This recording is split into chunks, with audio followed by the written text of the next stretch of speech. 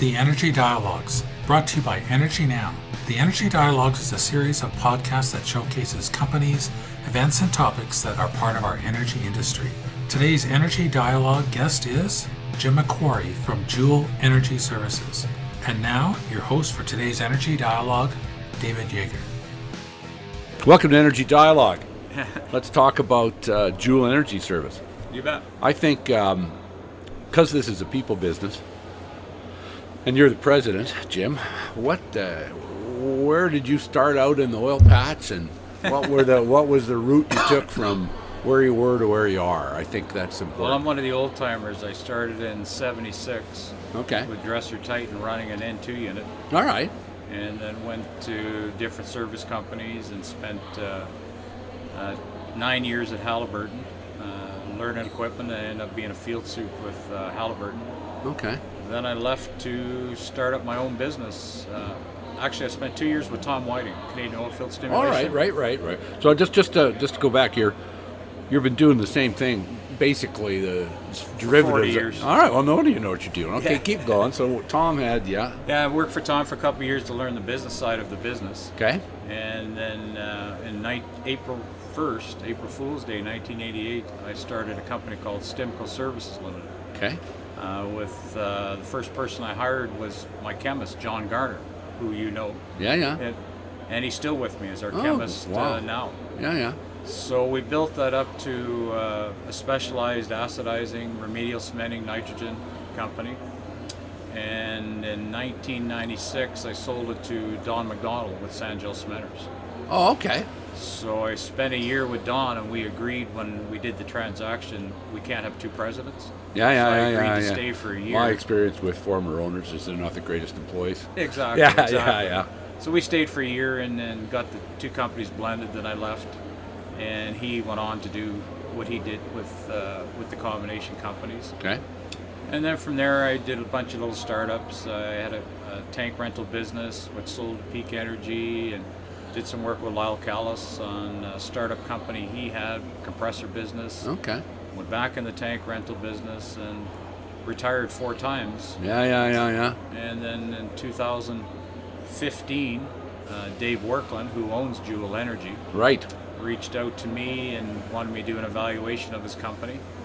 I did an evaluation, and then he reached back out to me a month later and asked if I could repair it. Okay. And that's where we sit today, a year and a half later. Well, he certainly asked the right guy, just in case those who are listening to this don't know. Dave Workland was the founder of CCS, Canadian Crude Separators. And Concord Well Servicing. Yeah. So, yeah. He's quite an entrepreneur. Well, so are you. I'd rather be an entrepreneur with his money right now than my own money type thing. Yeah. He's a good boss, to use that word type thing, because he understands the highs and lows that we're going through right now type thing. How things work. You bet. He's a great partner when I need to talk to him. Okay. So how did Joule come together? I see that you bought some stuff up north from Sabre, but it predates that, doesn't it? Yeah, it predates that. He started Joule in 2011. There was 2 gentlemen that went to him and wanted to get in the coil tubing business. And as you know, 2011 coil tubing was hot commodity. So he gave them some money. They bought some equipment, and Joule started in 2011. Oh, so he was in there from the get-go. He was in there from the get-go. Okay. He's the original founder of Joule Energy. All right. So the group that was started is no longer with the company, obviously, type thing. Part of me taking it over, I needed to do a whole culture change and attitude change. Right. Just basically had to start over again. Okay. And that was the challenge in 2016. And I knew that time was right to do it in 2016 because I started with them in 2015. Okay. So 2016, as you know, oil industry was terrible. Service industry It was terrible. awful. It was a great time to change a culture. Okay. And refocus Joule into where it is doing now. Now that says in the briefing notes, that's when you bought the Sabre assets? Yes, we bought the Sabre assets in July of 2016. Okay. Because I needed the presence in Grand Prairie. Yeah, that's where the action was. You bet. Yeah. And to bring our flag up there, the Joule flag, and just hang it on a post doesn't always work. Sabre assets, or Sabre as a company was struggling at the time. Right. So we did the transaction to give us instant presence in Grand Prairie, and it's worked out very well. Now, in the amount of time with your background, a couple of technical questions. So the first one is the coil revolution. That's really been something, hasn't it? It's incredible. Yeah, and what would you say? Is this a 10-year-old story? Or, I mean, it's been around forever. I remember running my first coil unit at Halliburton in 1980, Yeah. running half-inch coil, and now you've got guys that are running down to close to 8,000 meters with 2 5/8 coil. Yeah. So it is really, really changed. Yes. And it's also because of the technology, the horizontal drilling we never had back then. Yeah. Now we have it now. Guys are having to reach out farther. The equipment's getting bigger and bigger, and guys are getting very good at it. Yeah. You know, the guys that are, and I'll use some of the competitors' names, Step, are very good in the coil business type thing, and they go for the new reaching out further type thing, because in the U.S., as you know, I mean, they're 23,000 feet. Yeah, no. In Canada, we're not even there yet. Yeah. But we have to get there. So the coil industry has totally changed. Yeah. Well, I think what people don't understand is when you don't have gravity, you got to do something else, Exactly right. Yeah, and that's really where coil and the horizontal. And I don't know what the limitations will be, Dave, because they're getting guys to build units that can go out to 8,000 meters, and I don't know how a drilling rig drills to 8,000 meters anymore type thing. Yeah. No, it's just from a technical point of view. Which came first, the coil or the horizontal, or vice versa? I mean, one wouldn't exist without the other, though. Exactly right. Yeah, exactly right, Dave. It's really, when we run coil, you know, the 1.5 inch and the half-inch type thing, we're only doing vertical wells. Oh, of course, yeah. And now they're sideways longer than they are vertical type thing. So it's cool technology. I started out in the fishing tool business. Yeah, we made good money on coil. You bet. Yeah, exactly. My joke about oh sure, you can get it in. Yeah. You can get it into the well. Yeah. Can you get it out again? Can you get it back out again? Exactly right. Exactly right. So look, these do you have your own pumping equipment associated with this? Or are you in the conveyance business, or are you more like somebody that's using coil to run your pumps? No, we have our own. We're full service. Okay. We have our own pumps that are designed to support the coil. Okay. And then I'm building what I'm going to call super twins. That'll be the biggest twins that are ever built in North America. To pump. To do pump downs, wireline pump downs right now. Okay. We're being asked by a specific customer to think outside the box. So I'm in the process right now of designing and awarding contract to build twins that are going to be 3,000 horsepower. Holy crap! On a single trailer. These are service units, not even frac units. No, they're not frac units. Yeah, that's what I mean. Yeah. Exactly right. Yeah. So they're below frac, but they're the first design we have are going to be two 1,600 horsepower engines pushing 1,300 horsepower pumps on a single trailer. Okay. So it's going to be industry leading or whatever type thing. And this is just the volume, right? Just in the distance. Volume. Yeah. Okay. Just the pure volume because of the depth of the wells. Yeah. Type thing. Yeah. You know, we're doing wireline pump downs, and we have to do them at 1.2 cubes a minute to push the wireline sideways type thing. Right. And our current equipment that's out there, I mean, you're drawing 1,250 horsepower, and the equipment's only designed for 1,500 horsepower now, so you're maxing it out. So. Yeah, you're wearing it out in a hurry. Yeah, exactly. I think that's one of the things that people didn't appreciate in the early days of fracking was the gear that we were using was not designed to do this. Totally agree with you, and you can tell by the frack industry now. They're all quintuplex. They're all big horsepower. They got 20 of them on location type thing. To do the work that 40 would do before type thing. Okay. So. Well, look, just how many people work there now? We've got about 70 employees inside Joule right now. Okay. We're based in Grand Prairie and Red Deer, Alberta. And how many coil units are you running? We run 7 coil units right now. We have 7 in our fleet. Okay.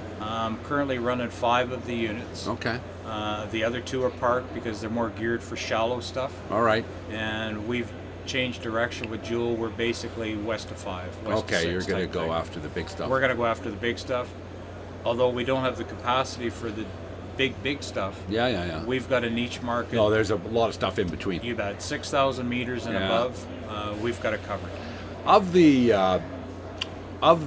coil tubing fleet, as you know it with your history, what percentage of the units, just off the top of your head, do you think is relevant in today's market? I think there's a lot of stuff parked that's never going to move. There's a lot of older equipment Yeah. that's parked. A lot of the body load shallow coil units are parked type thing. Okay. I think some of the intermediate stuff is parked Okay. because the companies that are in the coil business and are dedicated to the coil are building deeper Yeah, stuff. yeah. So your smaller intermediate stuff gets parked because manpower, as you know, is the biggest issue. So if you have 20 guys and that's all you got for coil, you're going to go after your big stuff. Yeah, you betcha. And I'm just the same thing happened with drilling rigs. Yeah, exactly. Like the 1990s drilling rig is Exactly right. scrap iron. I mean, You bet. and you can't sell an old used coil unit right now Yeah. because no one wants to buy it. So the whole point is that your company, like pretty well everybody in either the drilling and wellbore intervention business, has had to completely retool itself. Yes, we to have. stay relevant with the horizontal revolution. Exactly right. To stay current in and to keep up with our competitors, Yeah. we've had to stay current, and it takes capital to stay current. A lot of money. A lot of money. Yeah, it would be nice if for those that have made the investment, like you and Mr. Workland, it'd be nice if I could make a few more bucks at this right now. Exactly right. The margins are not great, as you know, in the service business. Yeah. People are working for less money than they should be. Well, if you look on a return on invested capital point You of view, bet. yeah, it's crime. But You anyway, bet. we're not here to trash. We'll all trash the customers. You can't because I can't. Yeah, you can't because you're still working for them. Yeah, that's the remarks I said yesterday. Is only someone who's never going to make another sales call could talk about You bet. do what I was saying. So look, you've got the new pumping units coming on. And I guess that will be the development. It'll give you the integrated package and get higher utilization. On Yeah, your like units.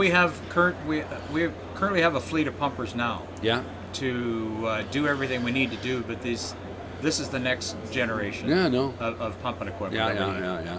Well, see, I differentiate whether you're like a lot of coil units, they're just like service rigs, just a winch, You bet. and you're going to be a full service intervention. You bet. company. That's our plan to be. Yeah, no, that's where. And still keep doing our acidizing and remedial cementing that we currently do.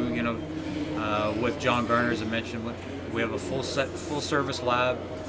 We do all your oil analysis or whatever type thing. Okay. So we're just trying to get our foundation is going to be the acidizing and the remedial type stuff, and then the future of Joule is in developing these pumpers and competing in the coil market. Okay.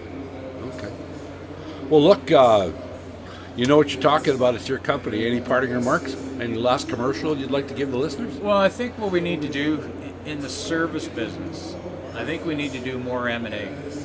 I really do, because us small guys are not going to be able to compete with the public guys because they have lots of money. And I think we need to swallow our pride and put some of these good intermediate small service companies together Yep. and grow that way.